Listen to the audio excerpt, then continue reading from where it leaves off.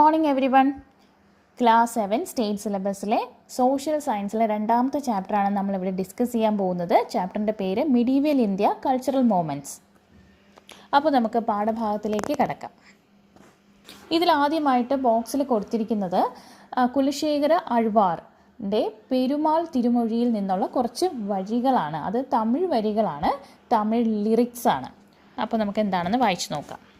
കോനേറി വാഴും കുറുകായ് പിറപ്പേനെ തിരുവേങ്കടച്ചുനയിൽ മീനായി പിറക്കും വേങ്കടത്ത് ചെമ്പകമായി നീർക്കും വേങ്കട മലൈമേൽ തമ്പകമായി കോയിലിൽ വാസലിൽ പിടിയായി കിടന്തും. അതിൻ്റെ ട്രാൻസ്ലേഷൻ, ഈ തമിഴ് ലിറിക്സിൻ്റെ ട്രാൻസ്ലേഷൻ കൊടുത്തിട്ടുണ്ട്. I wish to be born as a dog, live on this hill, to be born as a fish in the pond at Tiruvenkata hills, to stand as a chembaka flower there, to stand as a pillar on top of Venkata hill, to lie down as a step at the door of that temple. Malayalam translation എന്താണെന്ന് നോക്കാം. തിരുവേങ്കട മലയിൽ ഒരു പ്രാവായി, അവിടുത്തെ കുളത്തിൽ ഒരു മീനായി, ഒരു ചെമ്പകമായി, മലയിലെ തൂണായി, ക്ഷേത്രത്തിലെ ഒരു പടിയായി എങ്കിലും ജനിച്ചാൽ മതി എന്നായിരുന്നു അതിൻ്റെ വിവർത്തനം. The above verse is from Perumal Tirumozhi, written by Kulashekara Alvar, a Bhakta poet who lived in Kerala in the 9th century. 9ാം നൂറ്റാണ്ടിൽ കേരളത്തിൽ ജീവിച്ചിരുന്ന കുലശേഖര ആഴ്വാർ എന്ന ഭക്ത കവി രചിച്ച പെരുമാൾ തിരുമൊഴി എന്ന കൃതിയിലെ ഒരു ഭാഗമാണ് മുകളിൽ നൽകിയിരുന്നത്.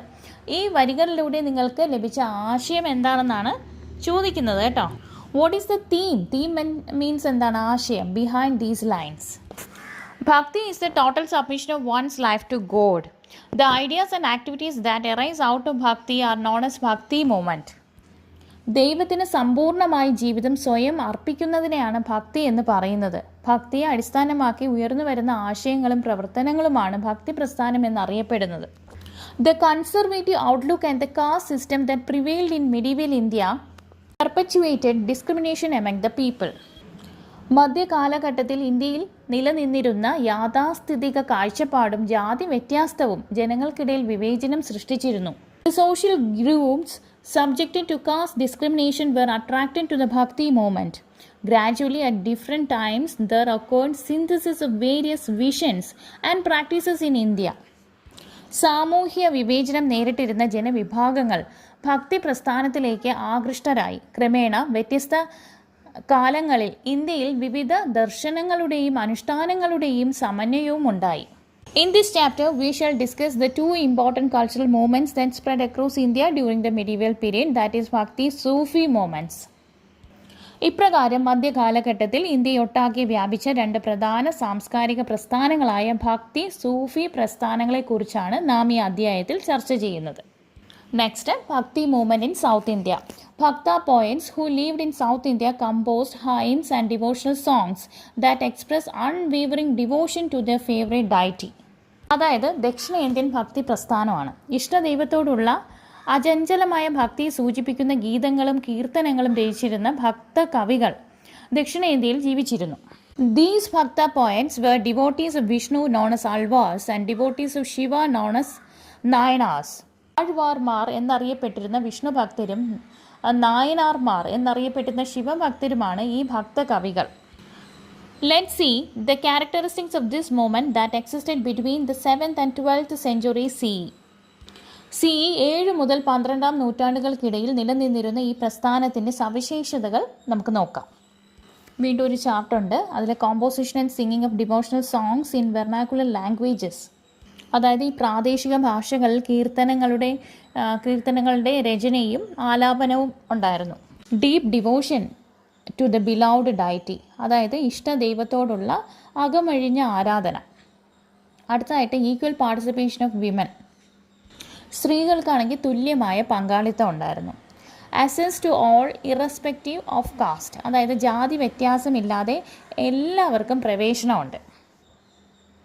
Love and submission to God, ദൈവത്തോടുള്ള സ്നേഹവും സമർപ്പണവും.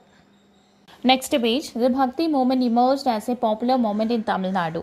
Alvars and Nayanas traveled from place to place singing devotional songs in vernacular languages which helped in spreading devotion among people. തമിഴ്നാട്ടിലാണ് ഭക്തി പ്രസ്ഥാനം ഒരു ജനകീയ പ്രസ്ഥാനമായി രൂപം കൊണ്ടത്. ആഴ്വാർമാരും നായനാർമാരും പ്രാദേശിക ഭാഷകളിൽ ഭക്തിഗാനങ്ങൾ ആലപിച്ച് ദേശസഞ്ചാരം നടത്തിയിരുന്നതുകൊണ്ട് ജനങ്ങൾക്കിടയിൽ ഭക്തി പ്രചരിച്ചു. The compositions of Bhakta poems had a great impact on the common people when evil practices and inequality were dominant. The meaningless customary practices that prevailed in the society were questioned. Irrespective of caste, all sections of the society were attracted to the Bhakti movement. The writings of Alvars and Nayanas popularized Hinduism. അനാചാരങ്ങളും അസമത്വങ്ങളും ശക്തമായിരുന്ന അക്കാലത്ത് ഭക്തകവികളുടെ രചനകൾ സാധാരണക്കാരെ ചോദ്യം ചെയ്യപ്പെട്ടു. ജാതിഭേദമന്യേ സമൂഹത്തിലെ എല്ലാ വിഭാഗം ജനങ്ങളും ഭക്തി പ്രസ്ഥാനത്തിലേക്ക് ആകൃഷ്ടരായി. ആഴ്വാർമാരുടെയും നായനാർമാരുടെയും രചനകൾ ഹൈന്ദവ മതത്തെ കൂടുതൽ ജനകീയമാക്കി തീർത്തു. The writings of Alvars came to be known as നാലായിര Divyaprabandham, while the writings of the Nayanas were titled as തിരുമുറൈകൾ. Many temples were also built during this period. ആഴ്വാർമാരുടെ രചനകൾ നാലായിര ദിവ്യപ്രബന്ധം എന്നും നായനാർമാരുടെ രചനകൾ തിരുമുറൈകൾ എന്നും അറിയപ്പെട്ടു. ഇക്കാലത്ത് ധാരാളം ക്ഷേത്രങ്ങളും നിർമ്മിക്കപ്പെട്ടു. അടുത്തതായിട്ട് പ്രോമിനൻറ്റ് പോയറ്റ്സ് ഓഫ് ദ ഭക്തി മൂവ്മെൻറ്റ്. ഭക്തി പ്രസ്ഥാനത്തിലെ പ്രധാന കവികളാണ്. വീണ്ടും ഒരു ചാർട്ടുണ്ട്. അതിൽ ഡിവോട്ടീസ് ഓഫ് വിഷ്ണു അൾവാസ്, പിന്നെ ഡിവോട്ടീസ് ഓഫ് ശിവ നായനാസ്, പിന്നെ കുലശേഖര അൽവർ, ഗിരി അൽവർ, നമ്മാൾവാർ, ആണ്ടാൾ.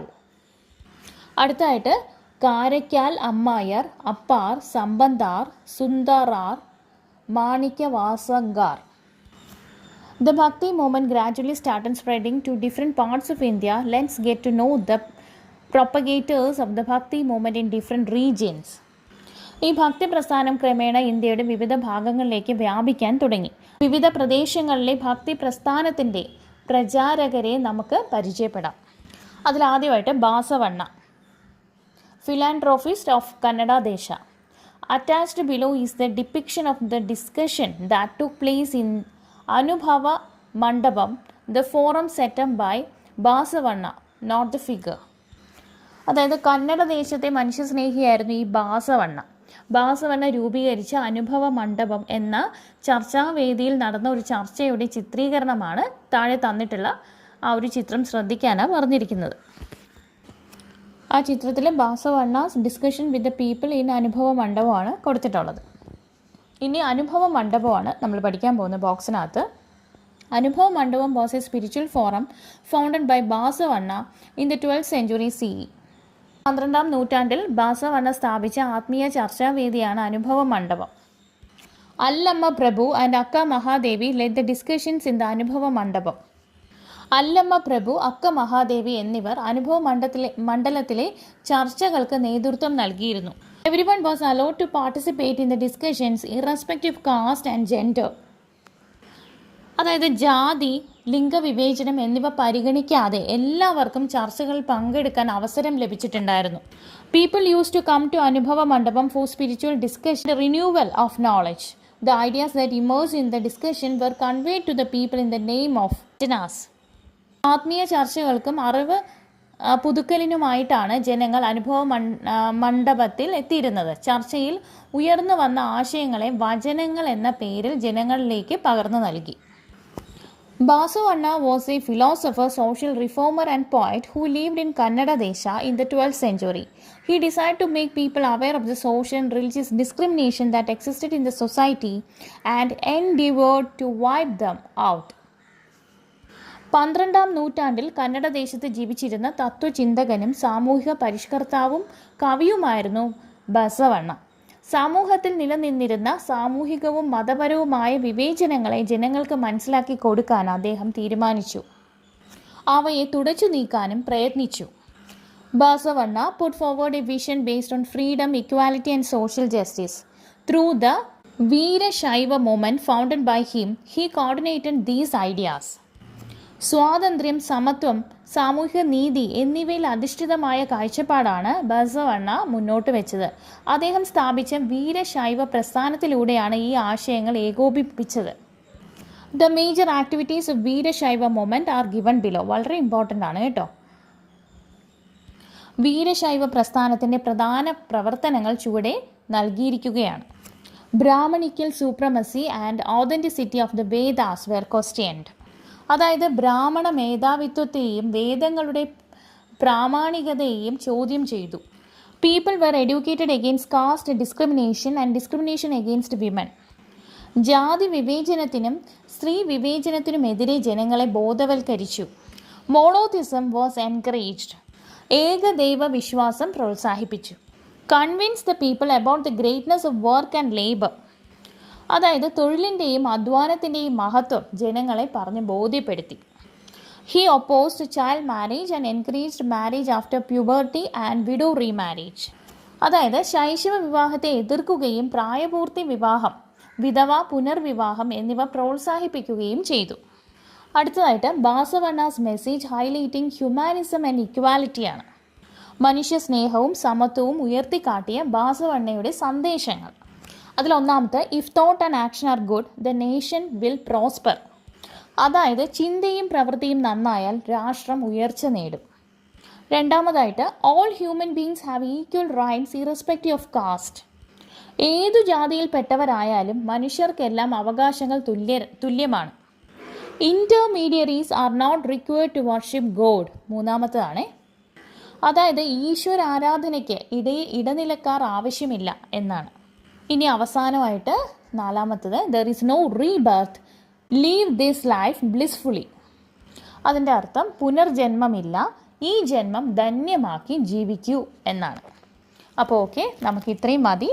ഇനി അടുത്തത് കബീറിനെ കുറിച്ചുള്ള കാര്യങ്ങളാണ്. അത് നമുക്ക് അടുത്ത ക്ലാസ്സിൽ ഡിസ്കസ് ചെയ്യാം, പാർട്ട് 2 ആയിട്ട്. Okay, thanks for watching. Video ഇഷ്ടമായാൽ ലൈക്കും സബ്സ്ക്രൈബും ചെയ്യാൻ മറക്കരുത്. ഓക്കെ.